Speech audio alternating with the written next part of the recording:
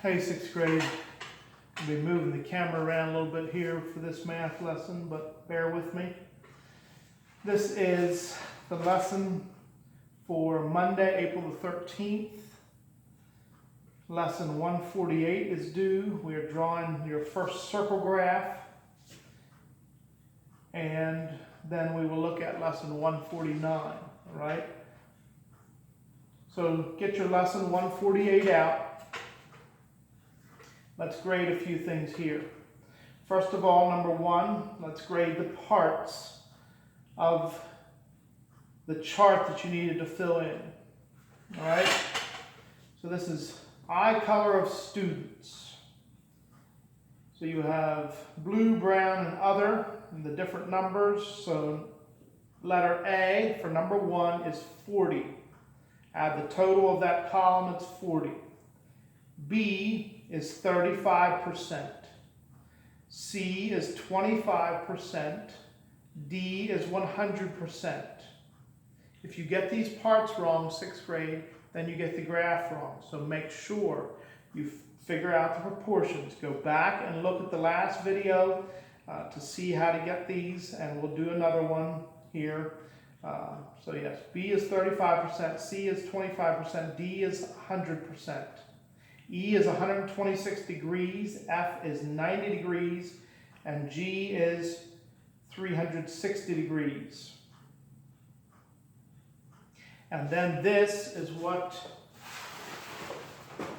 your graph should look like for this one. Okay, you draw a circle. Use your compass to draw a circle, nice circle. Don't just do this freehand. Have a dot in the center, all right, and then put your protractor. Draw a radius. You see that? Draw a radius, and that one should have been a 90-degree angle. So make a 90-degree angle. That's 25%, and that's the other. These should all be labeled with the percent and with the other. So it should be a 90-degree angle with 25% and other. This was a 126-degree angle. So to make the 126, you just go on the one line that you already have. All right? So there's your line for the bottom, and then make your 126-degree angle. Your mark here, put your line in, and that is 126 degrees. Then your top one automatically becomes 144. All right? And the 126 degree is 35% brown, 40% blue. That is what your lesson 148 circle graph should look like. All right, let's grade just a couple others on this lesson, and then we will look at another circle graph. Number two, decrease 140 by 35%. That should be 91. Number three, circumference of a circle. Circumference. Circumference equals pi times diameter. So you have a radius of 27 inches, which means your diameter is 27 times 2, 54. 54 times 3.14 is 169.56 inches. Pay attention to whether or not you're doing a circumference or a radius, okay? Make sure you're doing the right one. This was a circumference. Sales tax, number 4. What was his sales tax and total bill? $42 with an 8% tax. So you're increasing $42 by 8%. That's all you're doing here. But they want the amount of tax. The amount of tax is $3.36. And your total bill is then $45.36. So you add the tax amount to the bill to get your total bill. All right, I am going to adjust the camera a little bit And we're going to do another chart and circle graph. Bear with me.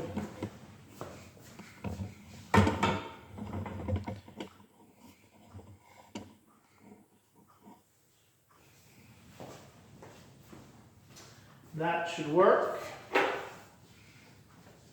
Now this chart, you will see soon that it's a fairly simple one to do, all right?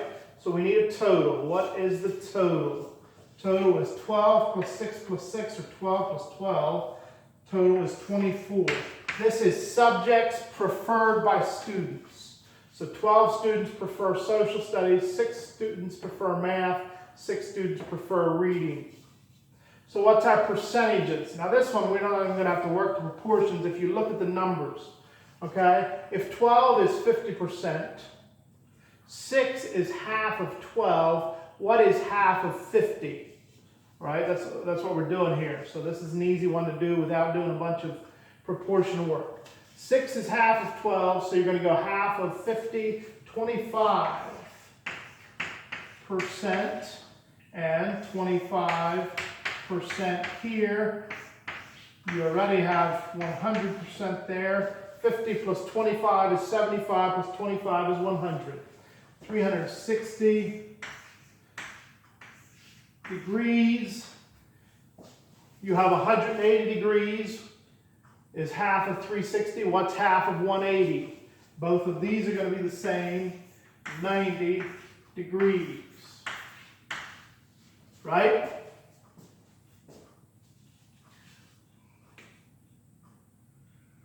So if you have what do we know about 180 degrees? What is a 180 degree angle? We worked with this the last time too. A 180 degree angle is simply a what? Flat line, right?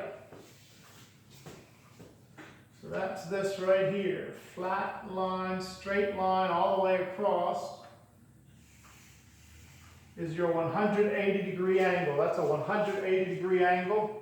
That is your what? That is 50%, and that is social studies. So in here you should write 50% and social studies.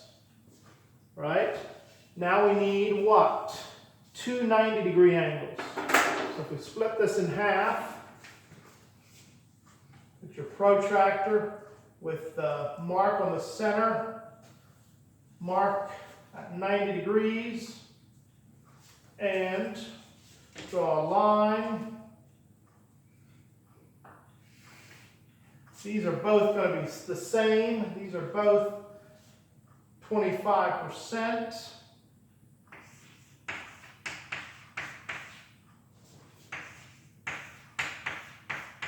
And it doesn't matter which one you make it, either math and reading. All right? So you use this information. These are the angles that you draw, and this goes with this percent and with this subject. Okay? Degrees, percent, subject. You put the percent and the subject on the graph. You use the degrees to draw your angles. This is a 180 degree angle, half of it, and here are your two 90 degree angles. And that is how you do that. So 149, there will be another chart to fill in and another circle graph to make. All right, I'm going to erase this mess, and we're going to look at the addition of compound measures. It's not too terribly complicated. Compound measures means that you have two measures, like 5 feet 12 inches plus 5 feet 12 inches is 6 feet, right? 5 feet 9 inches plus 6 feet 10 inches. All right? 5 feet 9 inches plus 6 feet 10 inches. Think about that. Let's do that up here. That's what you call compound measures, when you have the two labels. So 5 feet 9 inches plus 6 feet 10 inches. All right, you add these up separately.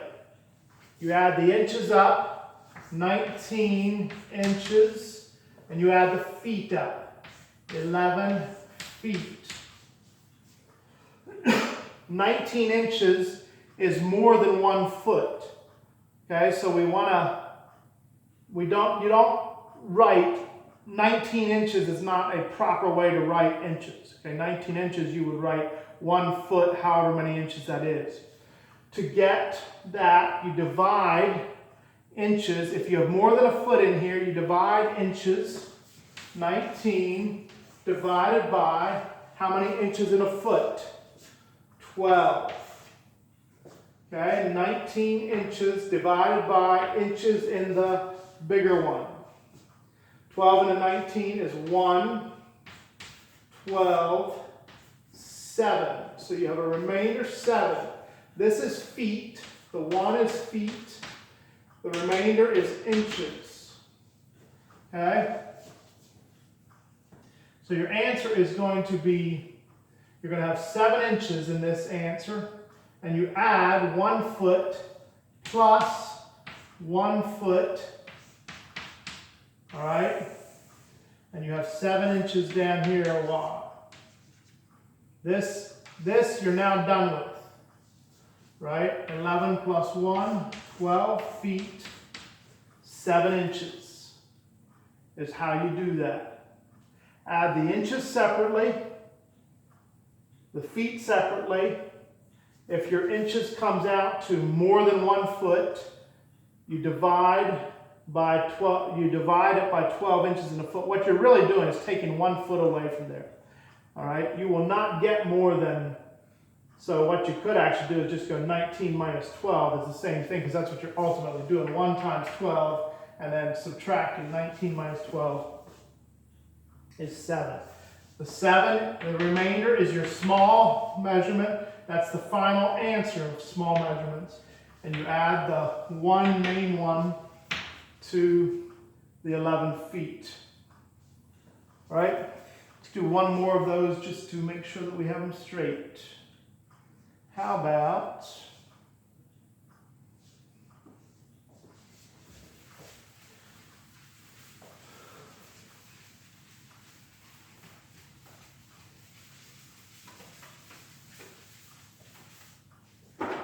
what do we got? Minutes, 18 minutes, 35 seconds.